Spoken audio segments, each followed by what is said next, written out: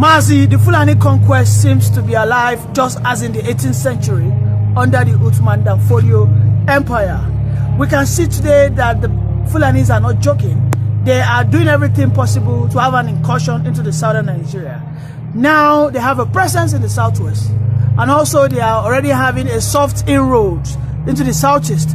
What's your reaction to this? Fulani incursion started in the 18th century in northern region. They pushed and pushed forward and made sure that they subjugated the Hausas after defeating the Hausas by giving out to their beautiful women in marriage to the Hausa local chiefs and kings. And during the process, they began to use their women as machineries to kill, disalive all those Hausa local chiefs, traditional rulers and kings. And they succeeded on doing that for them. Then after that, Uthman Dan Fodio coming with full force and convinced the Hausas that their religion, Fulani religion, is better than Hausa, traditional religion, even Christianity. And that was when they used sword and forced the original Hausas, the owners of the land of the north, to start practicing Islam. And this is how far the Hausas, gone today to accept a strange religion that comes from the people inhabiting all the regions of Senegambia, Futajelo Highland, from where River Niger takes its course. As if that was not enough, they fought the whole Kanu origin, whom are the original Hausas, and defeated them and subjugated them to a religion, to practice a strange religion that the forefathers of the Hausas in the north has no knowledge or experience about. From there, they spread their tentacles to the northeast. The state of northeast today, at the Adamawa, the Yobe, the Borno state, and even Bauchi, some part of Fontua are not left out. That was how the conquest of the Fulanis, to forcefully, install Islam in the northeast, in the mid-north, started 200 years ago. As if that was not enough, they continue, resilience, moving down to southern Nigeria, a situation whereby they forcefully converted the whole mid-belt, the whole Plateau state, the whole current Taraba and Niger state into Islam. As if that was not enough, they make their conquest, at least coming down the Atlantic Ocean, by forcing the whole Igala nation in Kogi state, axis of Benue state formerly, and it was actually a failure for Uthman Dan Fodio, the jihadist. The father of all the Fulanis in Nigeria, Uthman Dan Fodio, actually wanted to have a serious rift, confrontation with Atta of Igala. You know what happened?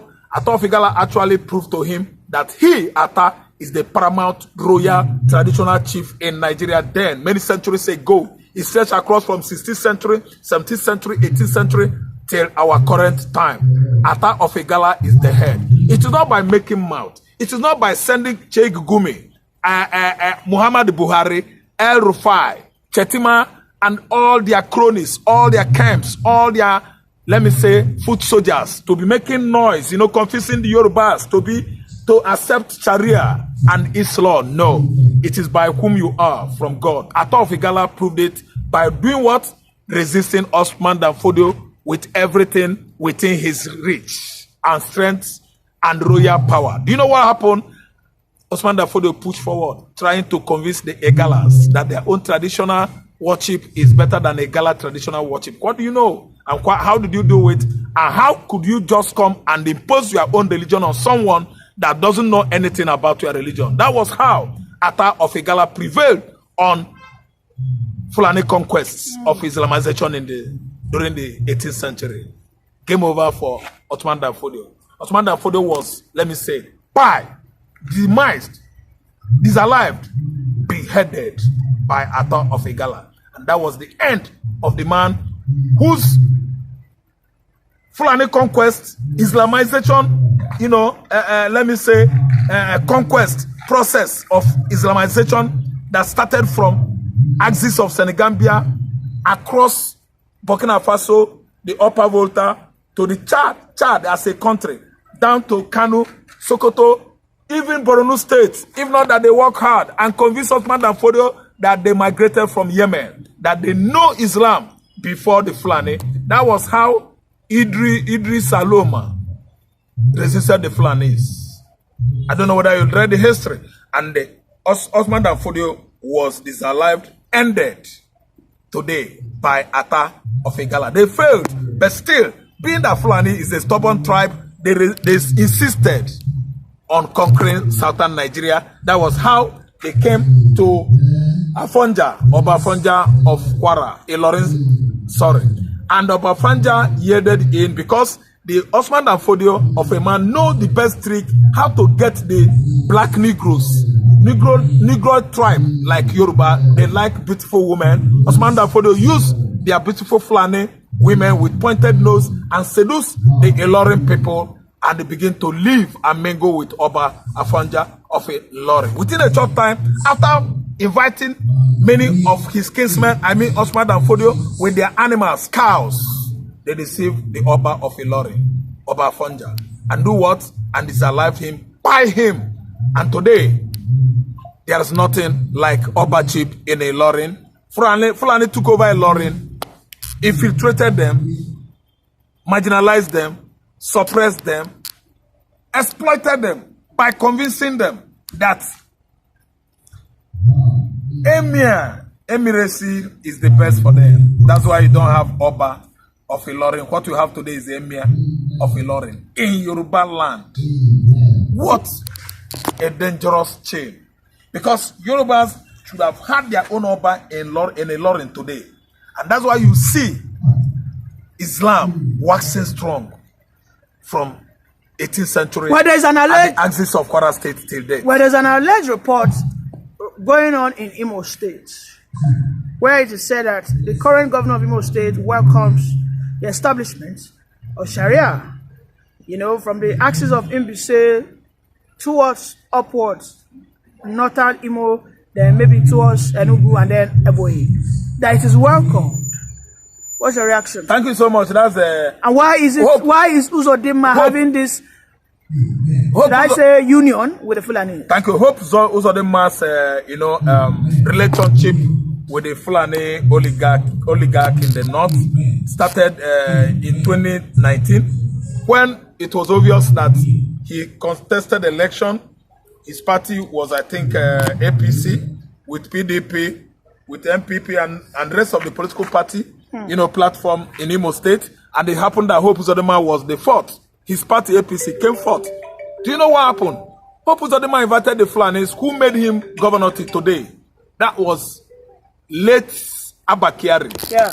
Hope Uzodinma is known as a Fulani governor in Nigerian states today. Go to the north, south, east, and west. Ask them about who is a Fulani governor. They will actually tell you it is Hope Uzodinma that it was the Fulanis, the Fulani oligarch in the north that made him governor of Imo State. That's why he has been working very hard, day in, day out, night in, every minute, every hour, to make sure that he allow Islam take his stronghold in southeastern Nigeria. That was a promise he made to Abakiari. That was a promise he made to the like of Gulak Mohammed, the Fulani man that was coming into southeastern Nigeria. The first day they had sit-at home order to effect the release of Nnamdi Kanu in 2021, and that was how Gulak Mohammed was spied because he wanted to collect the money, the bribe that Hope Uzodinma actually promised them, that if they made him governor of Imo State, they will come and collect the 2 billion naira. And on the way to do that, it was allegedly at least made known to the members of the public that Hope Uzodinma could not even keep the money for this Gulak Mohammed, but had a serious spy plan for him. And actually, Gulak Mohammed was spied. See, it is obvious that when you have agreement with some persons, you will work hard to make sure that the agreement is not compromised. That's why you have such in Imo State. But let me tell you, it was a money thing. A monetized agreement is going to fizzle out. Immediately Hope Uzodinma leaves office of Imo State government house. Everything about Islam in Imo State government is a thing of the past. Well, it seems the Fulanis are not done. Yes. One of the very close ally of Nnamdi Kanu has just been targeted. Yes. By the Fulanis in power. And this is the man called Sowore. Yeah. We can see the current ordeal he finds himself. Yes. This is a man who has repeatedly said that Nnamdi Kanu is not a terrorist. He's just a disgruntled Nigerian who wants a better life for his people. Yeah. You know, Sowore was a former presidential aspirant of AAC. AAC, yeah. And I'm fully aware that you know what is facing through right now. What's your reaction? He is the CEO of Sahara Reporters. Sahara Reporters has been during Obasanjo regime from 1999 till date. Sahara Reporters are doing greatly, largely well across Africa, not only Nigeria, bringing out to people informations that are hidden. He will go underground and what? Unearthing it, unveil it, and showcase it to the member of the world. Omole Sowore has actually come to tell Buhari government, Tinubu government, that Nnamdi Kanu is an innocent person, that even they should learn from the young man. I mean, all his predictions, all his what prophecies, is trying to tell the current government that Nnamdi Kanu is not the issue of what Nigeria is having at hand. The issue of insecurity, the issue of food security, the issue of bad governance, bad government in this administration is not from or orchestrated by Nnamdi Kanu. He's trying to update them that they are the one orchestrating problem of insecurity, food shortage, bad governance, bad government to Nigeria people. And it did not go down well with Inspector General of Police. That's why the police, they are at Sowore's neck. Sowore actually has begun to fight the Inspector General of Police in Nigeria. And what surprises me most is that the Inspector General in question is from Sowore's extraction. He's among his kinsmen. And why is he going after the young man that has told Nigeria, the entire world, the truth, that Nigeria government is the problem that Nigeria country has today? And the police, all the police security architecture, they are after Sowore. They want to buy him. They want to hold him the way Finland is holding Simon Ekpa. That's why Sowore is having a serious face-off with Nigerian police. Serious face-off with the office of Asurok. They want to annihilate him. They want to buy him. But being whom he is, he did not start in this regime.